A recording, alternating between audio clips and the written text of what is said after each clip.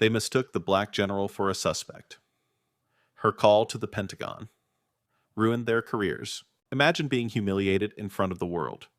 You've served your country for over 2 decades, earned every rank, every medal, and yet one simple stop at a gas station changes everything. Tucked away in the quiet backroads of America Tarrant was just another sleepy town. But for Lieutenant General Lila Green, it would become the site of the most outrageous mistake the police would ever make. One call from her was all it took to destroy their careers and expose the ugly truth behind the badge. What happened next shocked not just a town, but an entire nation. You won't believe what happens next. Stay with us as we take you through the shocking turn of events that led to one woman's fight for justice. A fight that not only changed her life, but also shattered the careers of two cops who thought they were above the law. Hit subscribe, like, and comment because you won't want to miss the truth behind this powerful story of revenge, redemption, and real change. Lieutenant General Lila Green wasn't just another officer in the military. She was a force to be reckoned with, a leader who had fought her way to the top in a system where few people looked like her. For over 2 decades, she served in the U.S. Army, earning the respect of those who knew her, but never fully escaping the weight of the whispers that followed her everywhere. The whispers that said she didn't belong, that a woman like her, a black woman, could never rise so high without help. She'd been fighting her whole life, not just on the battlefield, but for recognition, for equality, for the right to be seen. On a bright Tuesday morning, Lila found herself on a long stretch of highway, headed toward a top-secret meeting at Barksdale Air Force Base. She didn't have her usual security detail, just her rental car, a phone call to make, and a looming deadline. She wasn't used to being alone, but today she relished the quiet. It was supposed to be just another routine drive. But halfway through the journey, somewhere between the empty roads of Mosswood and the distant hum of Lake Charles, Lila's phone signal started to drop. Her eyes darted over the horizon. She had to make the call right now. She pulled into an old forgotten gas station called Kelly's Fuel and Food a Place. So worn down, it looked like it hadn't been used in decades. But it would have to do. Lila parked her car and stepped out, her secure phone in hand, trying to get better reception. It wasn't a place where military brass would typically stop. But then again, Lila didn't need to look the part. She didn't need the uniform or the flashy car. Just a woman in plain jeans and sneakers, a ball cap pulled low over her hair, doing her job like anyone else. She had no idea that her presence there, just a woman making a phone call, would set the wheels of fate into motion. As she stood there, speaking in quiet tones with someone at the Pentagon, something else was brewing inside the gas station. Inside, behind the counter, Paula Harris, a woman in her mid-50s with a permanent frown, watched Lila. She didn't see a highly decorated general. She didn't see a leader. What she saw was trouble. Paula's gaze lingered too long on Lila, and she saw an opportunity to call the cops. She picked up the phone, her voice low but urgent. "We've got a suspicious woman at the pumps. She's acting strange, might be on drugs. You better come check it out." Just like that, the rumor was out.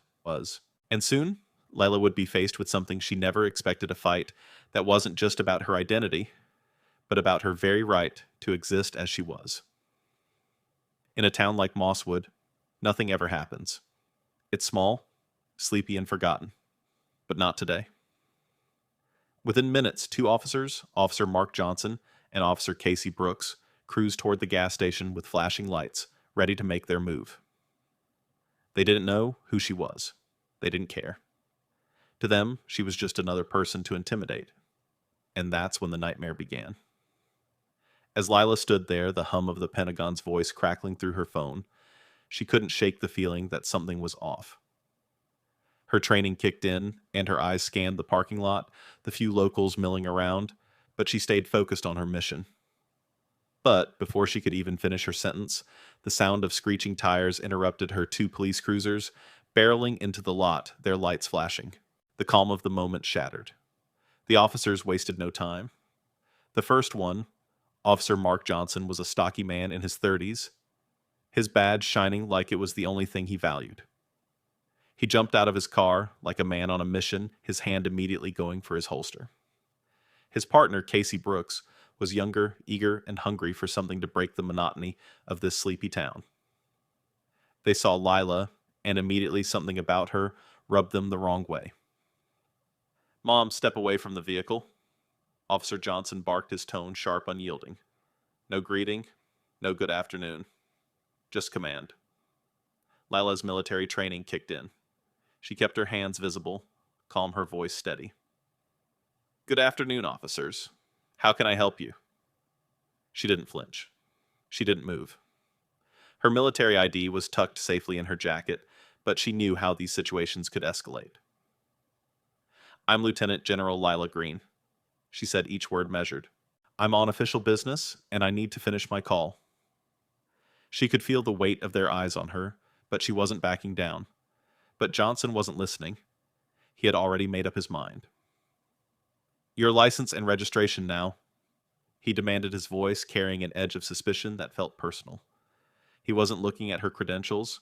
He wasn't even bothering to consider her words. His hand hovered over his gun, a silent threat in the air. "My ID is right here," Lila replied, stepping slowly toward her back pocket. She was calm, but inside her gut was churning. She pulled out her military ID and extended it toward him, her fingers steady. For a brief moment, Johnson glanced at the ID, then tossed it onto the hood of the car, like it was a piece of trash. "This is fake," he said flatly, dismissing her in a way that cut deeper than any physical blow. Lila blinked, stunned, but she didn't show it. This wasn't just an ordinary traffic stop. This wasn't about a license or a registration. It was about something deeper, something ingrained in their minds, the way they saw her, the color of her skin. "No, sir," Lila said, her voice now more firm, more commanding. "That is my official ID. I'm an officer in the U.S. Army. Please call your supervisor."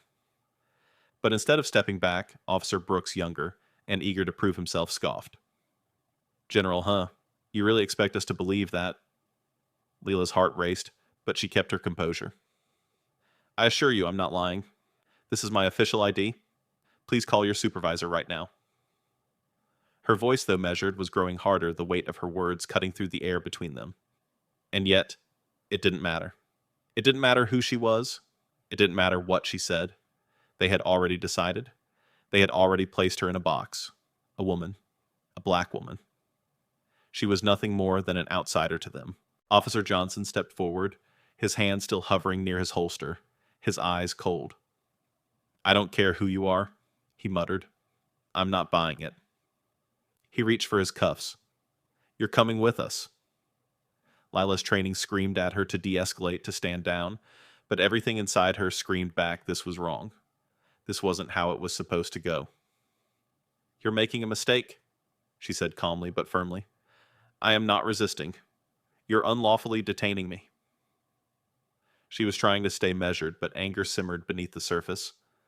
Johnson didn't even look at her as he grabbed her arm. "Turn around," he barked. The cuffs snapped tightly onto her wrists, and it felt like the world had stopped. Lila didn't move. She didn't fight. But inside her mind was racing. Every moment she had fought for, every decision she had made to rise in the military, to prove herself, every moment that had brought her here was now in jeopardy. Her career, her dignity, it all came crashing down in a moment that felt like it was never supposed to happen. As Johnson and Brooks shoved her against the side of her car, the small crowd that had begun to gather murmured some whispering, some pulling out their phones to record the moment. They were watching a woman, a general, being dragged to the ground. The pain wasn't in the cuffs or the rough treatment. It wasn't in the fact that she was being humiliated.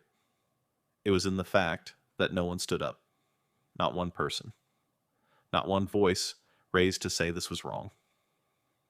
As Lila's secure phone fell to the ground, the voice at the other end of the line became frantic. General Green, do you copy?"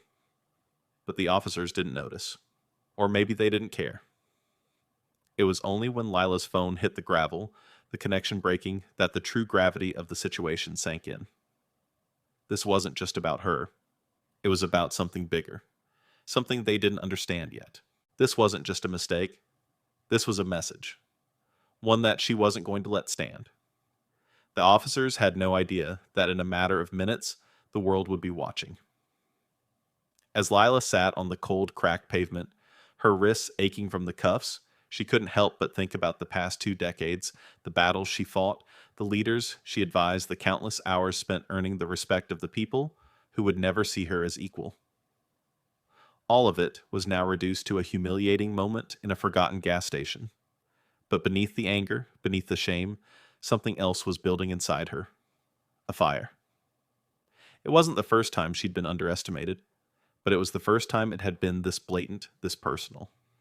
They had no idea who they were dealing with. Officer Johnson and Brooks didn't see her as a general. They saw her as someone to break. But they weren't prepared for what would come next. Lila took a slow breath. The pain in her wrists wasn't just physical. It was the weight of every injustice she'd ever faced, every time someone doubted her ability, her worth. The sting of being told no when she knew she was better than them all.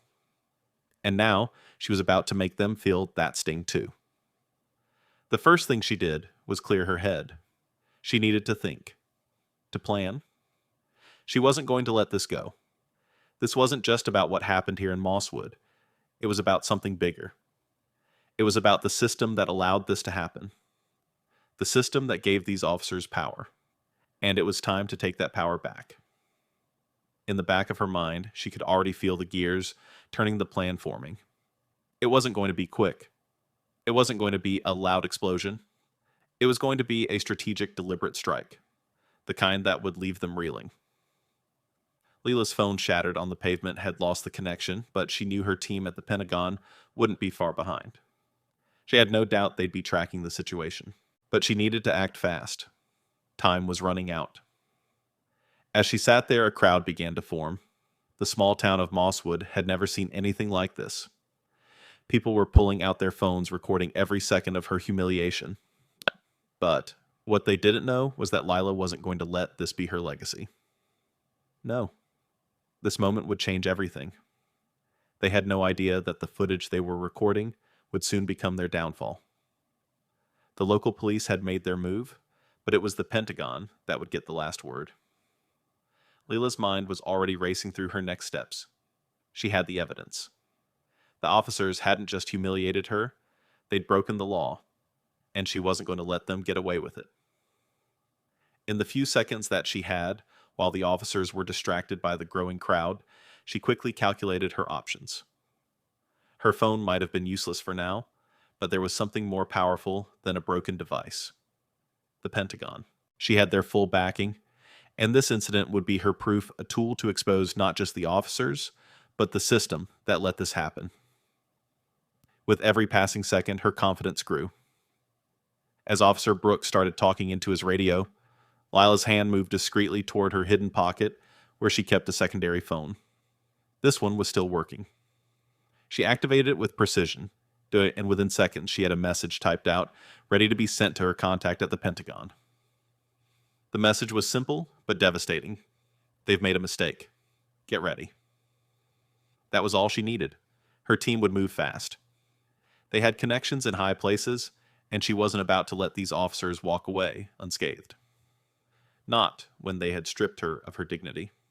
Not when they had tried to break her. In that moment, as the officers turned their attention toward the growing crowd, Leela's thoughts were already on what was next. The plan was already set into motion. She wasn't going to sit idly by and let this pass. She would make sure that Mosswood and the world knew the truth. The officers had already made a mistake, and now Lila was about to show them just how much they had underestimated her. The moment the officers turned their backs to manage the growing crowd, Leela's body was still, but her mind was a whirlwind. She could feel the heat of the phone burning against her skin, the weight of what she was about to do settling in her chest. But there was no turning back now. Her plan was already in motion. In the span of just a few seconds, Lila hit send on the message.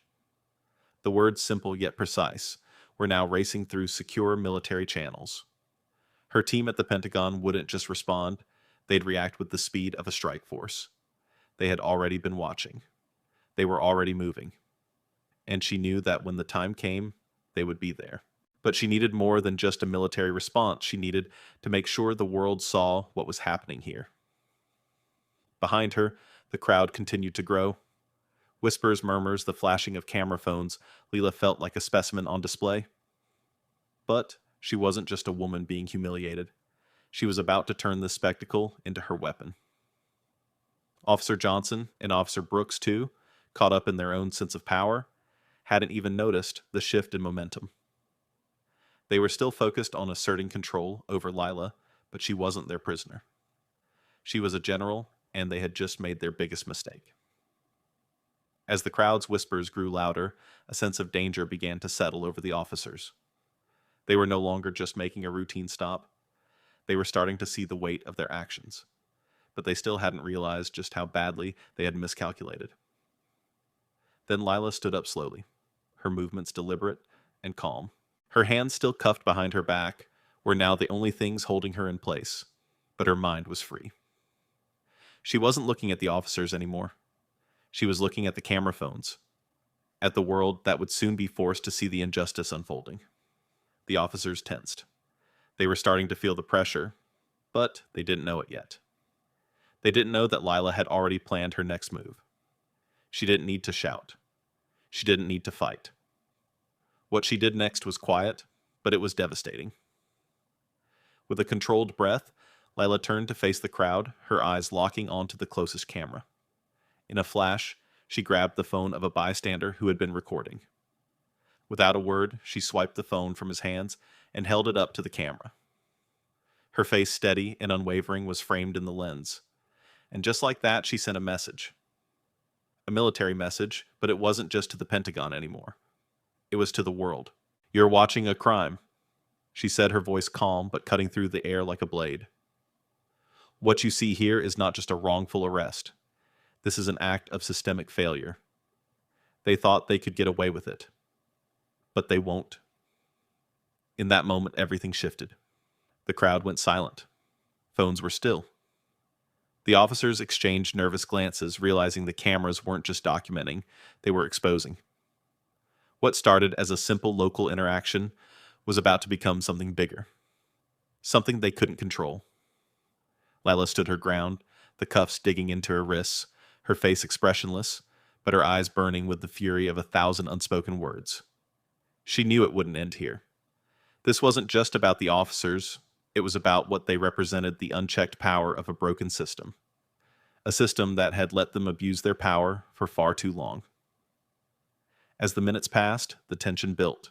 It wasn't just the officers now, it was the whole town, and soon the entire world, that would be forced to reckon with the truth. In the distance, Lila could hear the sirens wailing. The backup she had called in from Barksdale was finally arriving. The first of the SUVs rolled into the lot, tires screeching. The officers didn't know what was coming, but Lila did. The SUVs stopped, the doors swung open, and out stepped men and women in uniform, moving with military precision. They were from Barksdale Air Force Base, and they weren't here to negotiate. They were here to end this. Leading them was Lieutenant Colonel Derek Mosley, a man Lila had known for years. He didn't need to ask questions. He didn't need to hear the story. His eyes locked onto hers, and he knew what had happened. He crossed the parking lot in long measured strides, his expression stone cold. "General Green," he said, his voice steady, but with a hint of recognition. "Are you injured?" Lila shook her head once. "No, Colonel, but they are. Their careers are." As the Air Force officers quickly surrounded her, positioning themselves between her and the Mosswood cops, it became clear to everyone there this was no longer about an arrest. This was about accountability. Lieutenant Colonel Mosley turned to the local officers, his face impassive. "You are hereby ordered to stand down," he said, his voice carrying the weight of authority. "Pending federal investigation. Any further actions on your part could be construed as obstruction of justice." The officers, still processing, stammered. "We didn't know who she was." Johnson muttered, his voice weak. "That's not an excuse," Mosley snapped, cutting him off. He turned to Brooks. "You saw a black woman on the phone and made a choice? That's going to follow you for the rest of your life. The words hit hard. The truth hit harder. As the Air Force officers escorted Lila to the waiting SUVs, she didn't feel the need to look back. The fight wasn't over, but the power had already shifted. Naomi Green's mission wasn't just to survive this moment, it was to make sure the world remembered. And the moment the doors of the SUVs closed behind her, the real battle was just beginning. As the SUVs sped away from Mosswood, Lila didn't look back. The crowd still lingered behind, whispering, filming, but now it was too late. The officers who thought they were untouchable were already realizing the gravity of their mistake. And the world was about to see just how deep the rot ran. By the time the convoy reached Barksdale Air Force Base, Lila was already processing what had happened. The adrenaline was wearing off, but the satisfaction of the moment was just beginning to settle in. She knew this wasn't about her anymore. This wasn't just about her humiliation. It was about sending a message to everyone who had been silenced, dismissed, or underestimated. Back in Mosswood, the fallout had already begun. The video of the incident went viral within hours. No longer just a local problem, it had exploded across news outlets, social media platforms, and even the streets. People from all walks of life were watching, sharing, commenting. The truth had been exposed in ways that could no longer be ignored. The two officers, Johnson and Brooks, were no longer just names. They were symbols of everything wrong with a system that had let power go unchecked for so long. The Mosswood Police Department scrambled to make a statement, but it was already too late. Chief Greg Henderson, a man whose face had rarely seen the light of national attention, was suddenly thrust into the spotlight. At a press conference, the chief fumbled through his words. "We regret the misunderstanding," he stammered, beads of sweat rolling down his face. "The officers involved have been placed on administrative leave, pending an internal review." But no one was buying it. The cameras, the reporters, they were all focused on one thing: the truth. The incident wasn't about a misunderstanding. It was about racial profiling. It was about how a black woman, one of the highest-ranking military officers in the country, was treated as a criminal simply because of her race and gender. It was about abuse of power. And the world had seen it. As the media storm raged on, a new wave of support began to pour in. Civil rights organizations, veterans groups, and even politicians across the country began to speak out. The Pentagon had already begun its own investigation, and soon federal officials were working behind the scenes to make sure this wouldn't be swept under the rug. Meanwhile, back in Mosswood, the police department was trying to play damage control. Chief Henderson's weak statement wasn't enough to hold back the tide of public outrage. By the end of the day, anonymous sources had leaked prior complaints about Officer Johnson and Brooks. They weren't new to this. They had a history. A pattern of excessive force, racial profiling, and abuse things that had been quietly brushed under the rug for years. Not anymore. The department was forced to act. Both officers were placed on indefinite leave, but the damage had already been done. Their names, once little more than a footnote in the quiet town of Mosswood, were now trending nationwide. Their past, their actions, all of it was coming to light. They were facing not just a federal investigation, but a complete collapse of their careers. And they knew it. At Barksdale, Lila sat in a room with her lawyers and Pentagon officials. She listened to their reassurances, their carefully worded statements about the ongoing investigation, but she wasn't listening. She was already looking ahead, to the next step, to the bigger picture. "This isn't over," she told them, her voice steady but intense. "This is just the beginning." She didn't need the accolades or the thanks. What she needed was change. Real, lasting change. Outside, the press was already gathering. The world was watching. And Lila Green was ready to make sure everyone saw exactly what happened when a system tried to break a woman who refused to be broken. When she stood at the podium for her press conference, her words cut through the air like a blade. "I didn't come here for an apology." She began, her voice firm, unwavering. "I came here because silence is not an option. Not for me, not for anyone who has ever been dismissed, ignored, or oppressed. The truth matters. Accountability matters. Human dignity matters. And none of these things are negotiable. The crowd shifted. It wasn't just her words, they were a declaration, a call for justice. And in that moment, Lila Green wasn't just fighting for herself. She was fighting for every person who had ever been marginalized. Every person who had been treated as less than. The world had just woken up. And this wasn't going to be forgotten. As Lila left the podium, the cameras flashed, and the crowd erupted into applause. It wasn't a victory. Not yet. But it was the beginning of something new. Something powerful. Something that couldn't be undone. As the dust settled, and the world moved on to the next headline, there was something undeniable that remained from Lila Green's fight. It wasn't the viral videos, the media storm, or even the investigations that followed. It was the powerful, quiet truth that reverberated through every moment of her struggle. Silence can be louder than 1,000 voices. Lila didn't raise her voice to be heard. She didn't fight with her fists, nor did she demand justice from those who would never give it. Instead, she let the system expose itself. The officers thought they were untouchable, operating in a small town where nothing ever happened. But Lila's refusal to back down, her insistence on being seen, forced them into a reckoning they couldn't escape. This wasn't just a victory for one woman. This was a victory for every person who has ever been pushed aside.